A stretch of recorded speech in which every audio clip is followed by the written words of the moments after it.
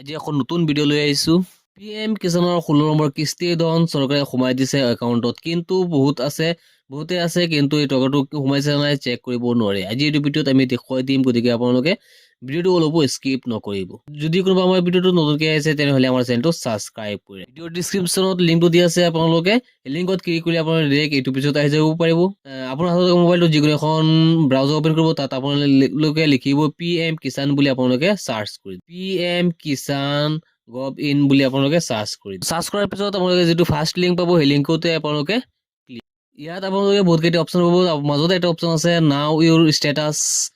এই অপশ্যনটোত আপোনালোকে ক্লিক কৰি দিব। নাও ইউৰ ষ্টেটাছত আপোনালোকে ক্লিক কৰি দিব। এই পেজটো আহি যাব। ইয়াত আপোনালোকে ওপৰত দিয়া আছে পাব নাও ইউৰ ষ্টেটাছ। ইয়াত আপোনালোকে ষ্টেটাছটো চাব পাৰিব। তলত দিয়া আছে আপোনালোকে পাব নাও ইউৰ ৰেজিষ্ট্ৰেশ্যন নাম্বাৰ। PM কিষাণৰ যি ৰেজিষ্ট্ৰেশ্যন নাম্বাৰ আছে সেই ৰেজিষ্ট্ৰেশ্যন নাম্বাৰটো আপোনালোকে ইয়াত বহুৱাব লাগিব। যদি আপোনাৰ হাতত ৰেজিষ্ট্ৰেশ্যন নাম্বাৰটো নাথাকে তেনেহ'লে আপুনি ওপৰত দিয়া আছে নাও ইউৰ ৰেজিষ্ট্ৰেশ্যন নাম্বাৰ, ইয়াত আপোনালোকে ক্লিক কৰিব। তত আপোনালোকে দুটা অপশ্যন পাব, এটা মোবাইল নাম্বাৰ আৰু এটা আছে আধাৰ কাৰ্ড। আপোনালোকে আধাৰ কাৰ্ড অপশ্যনটোত অ'কে কৰি আধাৰ কাৰ্ডৰ নাম্বাৰটো ইয়াত দি দিব।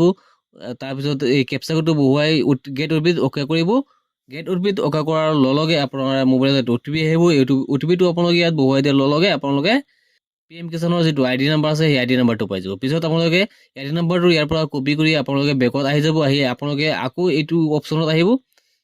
ইয়াত আহি আপোনালোকে আকৌ পাব PM কিষাণৰ যি ৰেজিষ্ট্ৰেশ্যন নাম্বাৰ, ইয়াত আপোনালোকে অ'কে কৰি ৰেজিষ্ট্ৰেশ্যন নাম্বাৰটো আপোনালোকে ইয়াত বহুৱাই দিব। বহুৱাই দিয়াৰ পিছত কেপচা কোডটো আপোনালোকে যেনেকৈ আছে ঠিক তেনেকৈ আপোনালোকে ইয়াত বহুৱাই গেট OTP অপশ্যনত আকৌ অ'কে কৰিব। আপোনাৰ মোবাইলটোত এটা OTP আহিব, যিটো নেকি আপোনাৰ একাউণ্টৰ লগত লিংক হৈ আছে। OTPটো আপোনালোকে ইয়াত বহুৱাই দিব। OTPটো দিয়াৰ পিছত আপোনালোকৰ সন্মুখত এই পেজটো আহি যাব। ইয়াত আপোনালোকে পাব পাৰ্চনেল ইনফৰমেশ্যন। PM কিষাণৰ যিজন হিতাধিকাৰী আছে তেখেতৰ সম্পূৰ্ণ ডিটেইলছটো ইয়াত আহি যাব। ৰেজিষ্টাৰ নাম্বাৰটো আপোনালোকে ইয়াত পাব, কিমান তাৰিখত এইটো এপ্লাই কৰিছে সেইটো আপুনি পাই যাব। নিজৰ নামটো পাই যাব, ইয়াত দেউতাকৰ নামটো পাই যাব, এড্ৰেছটো পাব, মোবাইল নাম্বাৰটো আপোনালোকে ইয়াত পাই যাব। তলত পাব ইলিজিবিলিটি ষ্টেটাছ। ইয়াত এই অপশ্যনটোত আপোনালোকে ক্লিক কৰি ইলিজিবিলিটি ষ্টেটাছত অ'কে কৰাৰ পিছত আপোনালোকে পাব লেণ্ড চিটিং, এইটো ৰাইট চিন হৈছে ইয়েছ। KYC ষ্টেটাছ যিটো আছে এইটো ইয়েছ হৈ আছে।